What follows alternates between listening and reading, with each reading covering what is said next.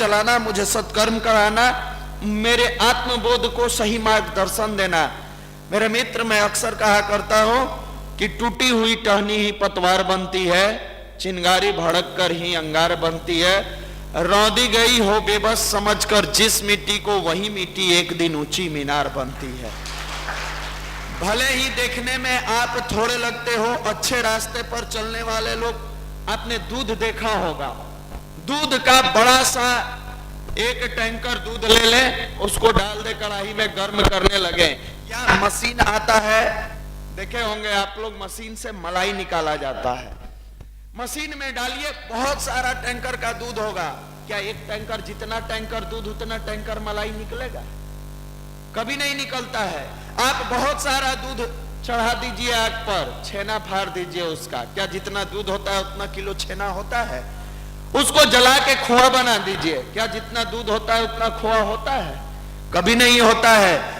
लोग कहते हैं लड़के बदल नहीं रहे हैं, समाज चेंज हो गया है। मेरे मित्र, समाज तो वही है, सूरज पूरब में उगता है, पश्चिम में डूबता है, समाज वही है।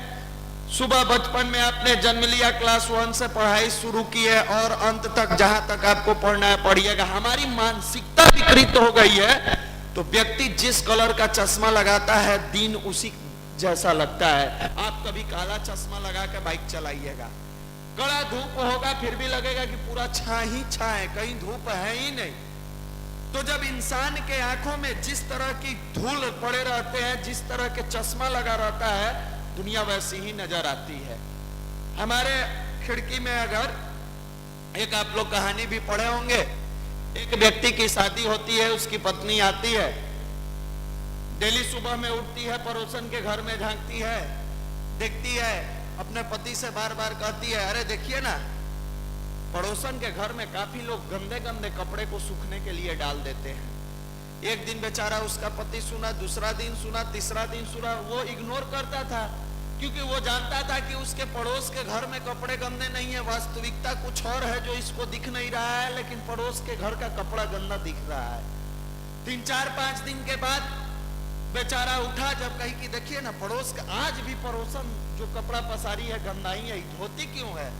बेचारा से नहीं रहा गया, उठा, एक कपड़ा को भिंगाया और अपने खिड़की को खूब बढ़िया साफ कर दिया।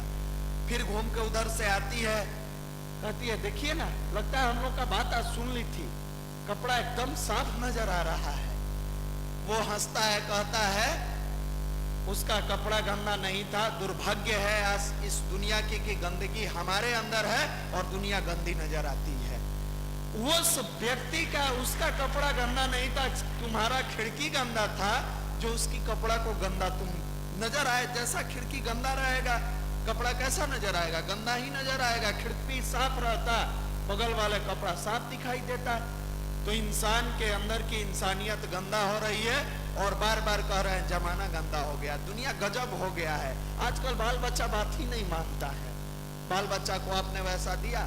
हम लोग जिस समय पढ़ने आए थे करियर को बनाने पटना में, हमको याद है कि हमारे गार्जियन हमेशा आकर शिक्षक से मिला करते थे।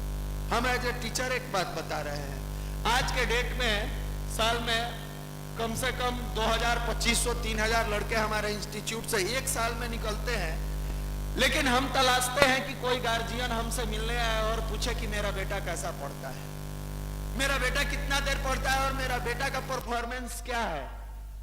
मैं आश्चर्य करता हूं कि 3000 लड़कों के गार्जियन में से मात्र साल में 2 से 3 आ जाते हैं, और उस 2-3 आते हैं तो मुझे अति प्रसन्नता होती है। उनका नाम, जिला का नाम, घर गांव सब याद रहता है। बहुत सारे मिलते तो नहीं याद होता, लेकिन अब एक साल में मात्र 3 गार्जियन आते हैं मिलने, मेरा बेटा कैसा है। और रियल बात है कि जो गार्जियन शिक्षक से मिलने आया है वो 3 गार्जियन है तो साधारण परिवार का, लेकिन उसके बेटे की असाधारण प्रतिभा है। एक लड़का है बेतिया का, पिताजी का नाम मुरारी शुक्ल है। आते हैं, अक्सर पूछते हैं, रियल में वो लड़का देखने से ही टैलेंटेड लगता है। ये क्या है, गार्जियन को भी अब समय नहीं है अपने इस छोटे से पौधे को तलाशने और तराशने के लिए। उनके पास भी समय नहीं है कि ये जो समाज रूपी बकरी है कहीं मेरे पौधे को चर ना जाए, इससे बचाने के लिए। उनके पास भी इतनी टाइम नहीं है कि इस गमले को सही तरीके से सुरक्षित लगा के इस पेड़ को इतना मजबूत बना दे कि भविष्य में आने वाला कोई भी जानवर इस पर अटैक करे तो उसका असर इसकी जिंदगी में नहीं पड़े। वो टाइम उनका भी धीरे धीरे समाप्त होते जा रहा है। वो भी पैसा दे देते हैं और फोन पर पूछते हैं बेटा मन लगाकर पढ़ना, बेटा दिल लगा के पढ़ रहे हो ना। वो भूल गए कि जाकर एक बार पूछे टीचर से कि कैसा इसका परफॉर्मेंस है, कैसा ये पढ़ाई कर रहा है। आज पैसे के चक्कर में इमोशंस कमजोर हो रहा है और उंगलियां समाज पर उठती जा रही है। मेरे मित्र, इन सारी चीजों को बरकरार रखने के लिए आपको युवा प्रकोष्ठ में बुलाया जाता है। यहाँ युवा प्रकोष्ठ में आने का एक उद्देश्य है कि आप अपने कर्तव्य को समझे। हम किस लिए पटना आए हैं, आप अपने समय का सदुपयोग करें। एक एक क्षण मेरा कहाँ बीत रहा है।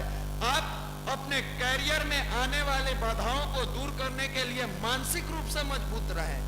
आपने कल का पेपर पढ़ा होगा, बैंक पीओ की पत्नी सुसाइड कर गई। पटना ही की घटना है, पढ़े थे ना। क्या कमी रहा होगा, क्या बात रही होगी। सुसाइडल टेंडेंसी, कोई मनुष्य अपनी जिंदगी को ऐसे ही समाप्त नहीं करना चाहता है। दो कारण होता है, या तो उसका मेंटल अनबैलेंस है, विक्षिप्त अवस्था में है, या किसी न किसी बात का इतना तकलीफ है या इतना दर्द है जिसको वो बर्दाश्त नहीं कर पाई होगी। यही दो कारण हो सकता है। जिसके पति की सैलरी, बैंक पीओ की एवरेज सैलरी 35, 40, 50 हजार है। आज बहुत सारे भाई इसमें बैठे होंगे जो बैंक पीओ में जाना चाहते हैं। उनकी भी अरमाने होंगी, उनके माँ बाप की भी अरमाने होंगी कि मैं उस जगह पर उस बैंक के अधिकारी बनने के बाद अपने घर को, अपने परिवार को, अपने राष्ट्र को एक सही मार्गदर्शन दूंगा। उनके माँ बाप की भी तमन्ना होगी मेरा संतान जिस दिन बैंक पीओ बनेगा, ब्रांच मैनेजर बनेगा, मैं अच्छे परिवार में शादी करूंगा, अच्छी लड़की से शादी करूंगा। क्या माँ बाप इसी अरमान को लेके चले हैं कि छोटी सी ठोकर जिंदगी में लगे तो बहू अलग सुसाइड कर ले, बेटा अलग ड्रिंकर बन जाए? क्या कारण रहा होगा? मेरे मित्र, उनके घर के पारिवारिक कलह के बारे में तो नहीं जानते हैं, लेकिन एक कारण जरूर इंसान के अंदर इन दिनों खटक रही है, आध्यात्मिकता की कमी जरूर खटक रही है। अगर मानसिक रूप से व्यक्ति मजबूत बनना चाहता है तो उसकी जिंदगी में अध्यात्म सबसे बड़ा टैबलेट का काम करेगा। उस व्यक्ति की जिंदगी में गायत्री मंत्र की साधना सबसे बड़ी ब्रह्मास्त्र के रूप में काम करेगी, जो उसकी जिंदगी को मौत के कगार से बचाएगी। अपने यहाँ जो पीडीसी होता है, पीडीसी करने वाले भाइयों से आप पूछिएगा, 5 दिवसीय पर्सनालिटी डेवलपमेंट व्यक्तित्व परिष्कार साधना जो चलती है, उसमें एक चीज जरूर ऐसा किया जाता है कि लड़कों के अंदर से मजबूत बनाने की ताकत पैदा की जाती है। आपके जिंदगी में कष्ट आएगा, आप जिस गुरु के शिष्य बने हैं, कभी उनकी जिंदगी की कहानियां पढ़ी है? कभी आप उनकी जिंदगी की किताबों में पढ़े हैं कितने कष्ट झेलने पड़े? सुनसान के सहचर किताब उठाकर कभी पढ़िएगा, परम पूज्य गुरुदेव द्वारा लिखी गई किताब है, कभी लिखिएगा, पढ़िएगा उनकी किताब हमारी वसीयत और विरासत। गुरुवर के बारे में पढ़ना हो तो वो एक किताब है प्रज्ञावतार हमारे गुरुदेव। इन सारी किताबों को आप पढ़ने का मेरे मित्र प्रयास करिएगा। रियल आपकी जिंदगी में पता चलेगा कि संघर्ष से कैसे अपने करियर को मजबूत बनाया जा रहा है। इन दिनों युवाओं के अंदर जो सबसे बड़ी कमी महसूस हो रही है वो आत्मबल की कमी है। आत्मबल, सेल्फ कॉन्फिडेंस, उसके अंदर कमी है। नौकरी नहीं हुआ परेशान हो जाता है, नौकरी हुई थोड़ा सा उल्टा पुल्टा हुआ वहां परेशान हो जाता है, थोड़े पैसे कम मिल रहे हैं परेशान हो जाता है। मेरे मित्र गुरुवर लिखा करते हैं, बेटे खोजे परगुण अपने दोष, खोजे परगुण, दूसरों के अंदर झांको कि उसके अंदर कौन सी गुण है, उसको चुरा लो। वो चोरी चोरी नहीं कहा जाता है जो संस्कार को परिष्कृत करने में काम आए। आप धन की चोरी नहीं कर रहे हो, उसकी गुण की चोरी कर रहे हो, उसके विचार की चोरी कर रहे हो, उसकी जीवन जीने की शैली की चोरी कर रहे हो। खोजे परगुण अपने दोष, सीमित साधन में संतोष। आजकल पैसा कम है गार्जियन के पास, लड़कों की मेंटेलिटी अपलिफ्ट करती जा रही है, ऊपर उठती जा रही है, उसकी सोच बढ़ती जा रही है। कम उम्र में एंड्रॉयड सेट चाहिए, होंडा बाइक चाहिए, बहुत ज्यादा सीसी की गाड़ियां चाहिए, 2-4 जींस चाहिए, शर्ट चाहिए, पैंट चाहिए, स्मार्ट उसके पास रूम में रहने के लिए बढ़िया सा एक छोटा सा टेलीविजन चाहिए। ये सारी ख्वाबें उसकी मानसिकता को इतना विकृत बना रही है और कर्म करने से पहले वो लड़का टूटकर विकृत होकर अपने कैरियर को समाप्त करने में लग जाता है। पैसा तो कम है, पिताजी द्वारा 3 से 4 हजार रुपया पटना में भेजा जा रहा है। उसका दिमाग में बैठा है कि इस महीने 300-350 रुपया का नेट पैक डलवाना है। 3G मोबाइल मेरा चलना चाहिए। 3G अगर मोबाइल नहीं चला तो व्हाट्सएप पर रुक रुक के मैसेज जाएगा, फेसबुक बढ़िया से नहीं चलेगा, वीडियो डाउनलोड नहीं होगा। ये रात दिन इसकी मानसिकता गलत रास्ते की तरफ, गलत टेंडेंसी बढ़ाते जा रही है, गलत राह दिखाते जा रही है। और गार्जियन भी आकर पूछने वाला नहीं है, मेरे बेटा तुम कहां जा रहे हो। यह आत्मविश्वास से टूटता जा रहा है, ये अपने करियर से दूर होता जा रहा है। और सरस्वती जी की तस्वीर बैठा के भरगल गीतों के बीच में डांस करता है, थपेड़ा बजाता है, डीजे कराता है, ऑर्केस्ट्रा बजवाता है और प्रार्थना करता है, या देवी सर्वभूतेषु विद्यारूपेण संस्कृता। कौन सी देवी को तुम कर रहे हो? मानो, आपने गाना एक सुना होगा, मानो तो गंगा मां हो, ना मानो तो बहता पानी। अगर तुम मानते हो तो उसी देवी के अंदर से वो ताकत पैदा होती है जो एक पत्थर की मूर्ति, मिट्टी की मूर्ति एकलव्य बनाकर धनुधारी बन गया। आपने देखा होगा, गुरु पढ़ा भी होगा, 7वां 8वां की किताब में भी रहता था। एकलव्य को गुरु द्रोणाचार्य कहे कि नहीं नहीं, मैं तुम्हें विद्या नहीं सिखाऊंगा, भील हो तुम, ये हो वो हो। जैसे उन्होंने जो जो कहा, मैं तो राजघराने के राजकुमारों को ही धनु विद्या सिखाऊंगा। हम आप रहते तो गुरु जी को तो देखे भी नहीं है। मनीष भैया आके उतना बात बताते हैं, कैसे माने? तर्क देता है लड़का। नीचे तो कल दीक्षा लिए थे, 3 माला जाप के लिए सिखा। भैया आप लोग तो 20 मिनट कहते हैं जपने के लिए। अरे पागल, 1 माला जपने में 6 मिनट लगता है। हम लोग 20 मिनट इसलिए कहते हैं कि 3 माला 18 मिनट में जपोगे। 2 मिनट भुला चुका गया, एक बार नींदो मार लिया एक जप की, तो 2 मिनट एक्स्ट्रा जप लेना। माला जपने में सुमेरनी का उल्लंघन हो जाएगा, लेकिन 20 मिनट भावनात्मक रूप से बैठ के आप जपते हैं। बहुत सारे भाई पूछ रहे थे, भैया आप लोग तो 20 मिनट कहते हैं, नीचे 3 माला बताया गया। अरे 1 मिनट, 1 माला जपने में 6 मिनट लगता है। हम लोग सोचे कि माला जपिएगा, गांव में जाके माला जपिएगा, गार्जियन कहेंगे ही देखो इसलिए न भेजे थे, हैं? बिना चोरी के चोरी पकड़ाएगा। कुकर्म करोगे तो वो तो छुपा के कर लोगे, लेकिन सत्कर्म करते हो तो थोड़ा ज्यादा दिखाते हो। नहीं हो कोई देखे वाला है तो 2 बार जोर से खींचते हो कि बगल वाला देखे कि क्या कर रहा है। और गार्जियन के सामने दिखाओगे, गांव का सीधा साधा गार्जियन, उसको एक लक्ष्य मालूम है। उसे क्या पता है कि मेरा बेटा एंड्रॉइड सेट में पॉर्न साइट की फिल्मों को डाउनलोड करके और रात में छुप के देखता है। लेकिन वो ये देख रहा है कि इसको पट्टा में पढ़ने के लिए, कैरियर बनाने के लिए भेजे थे, और ये बैठ के माला जप रहा है। माला जपेगा ये बैंक पीओ बनेगा, माला जपेगा ये IITN बनेगा।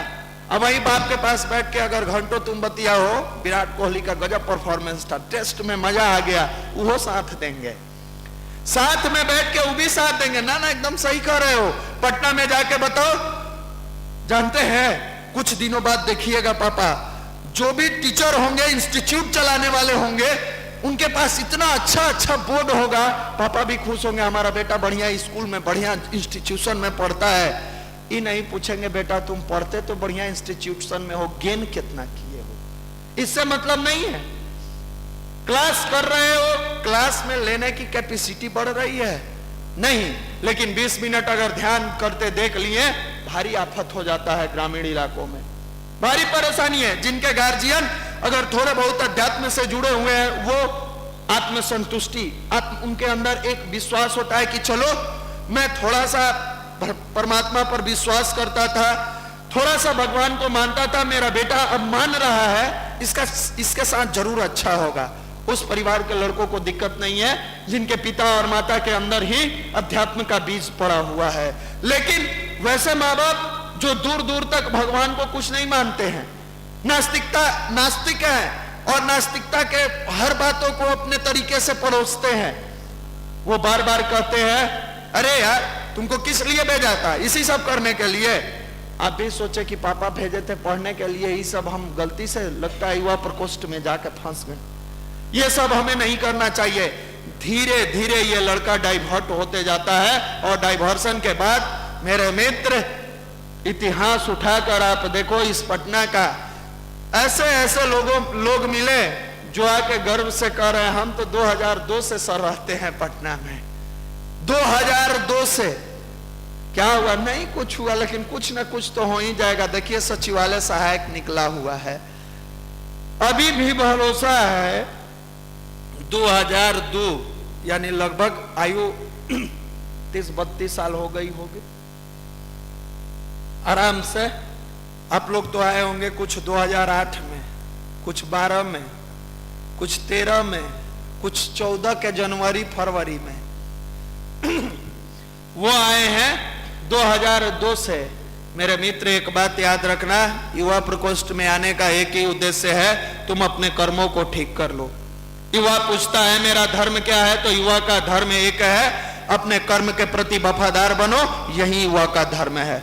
अगर इसके प्रति तुम ईमानदार और वफादार नहीं बने तो आने वाला समय तुम्हें कभी माफ नहीं करेगा।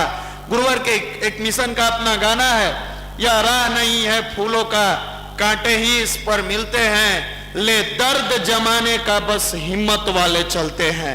अगर कलेजा में दम है, ईमानदारी पूर्वक तुम मेहनत करने के लिए आए हो पटना में, तो भुला जाओ कि मेरी जिंदगी में आने वाले कितनी कठिन रास्ताएं होगी, कितनी कठिन परिस्थितियां होगी।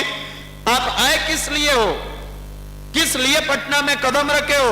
आपका आने का केवल और केवल एकमात्र उद्देश्य है, जन्म हर इंसान लिया है, मर के जाएगा, कोई परमानेंट किसी की यहां व्यवस्था नहीं है। फिर जी क्यों चुराते हो, कर्म क्यों चुराते हो, काम करने में शर्माते क्यों हो? इसका एकमात्र कारण है कि तुम आलसपन में जाकर कुमार्ग पर चलना चाहते हो, अपने कर्मों से विचलित हो गए हो, और कहीं ना कहीं बुरे चीज तुम्हें अच्छे लग रहे हैं और अच्छाइयां तुम्हें डिगा रही है, तुम्हें डरा रही है, तुम्हें परेशान कर रही है। तुम भयभीत तो हो कि मैं सफल बनूंगा कि नहीं बनूंगा।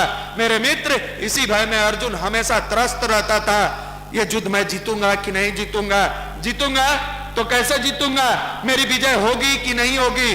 कौन अर्जुन? वही जो राजा के बेटी को रिझाने के लिए नारी का रूप बनाया था, वही अर्जुन जिसके आंखों के सामने अपनी पत्नी का, उसकी अपनी पत्नी का भरी सभा में चीरहरण होता है, वही अर्जुन जो कायरों की भांति जी चुराता था, मुंह चुराता था, अपने आप पर विश्वास नहीं था कि मैं इतना बड़ा धनुर्धारी हूं। फिर उस अर्जुन को अर्जुन किसने बनाया? एक ऐसा मोटिवेटर मिला, एक ऐसा मार्गदर्शक मिला जो अर्जुन को रियल में अर्जुन बनाने के लिए प्रयासरत था। और बार बार वो कहते थे तुम चिंता मत कर, कर्म कल फल की इच्छा छोड़ दे। आप पूछोगे उस समय तो कृष्ण, श्री कृष्ण मिल गए, हमारे मोटिवेटर कौन है, हमारे कृष्ण कौन है जो हमें मार्गदर्शन देंगे? आपके मोटिवेटर, आपके मार्गदर्शक आपके सामने हैं। आप पूछोगे अर्जुन के सामने जिंदा श्री कृष्ण थे, मेरे सामने तो गुरुवर की तस्वीर लगी हुई है, वंदनीय माता जी की तस्वीर है, मैं कैसे कुछ बोलूंगा, कैसे मैं कुछ पूछूंगा, मेरे दिल की बातों को कैसे ये सुन पाएंगे?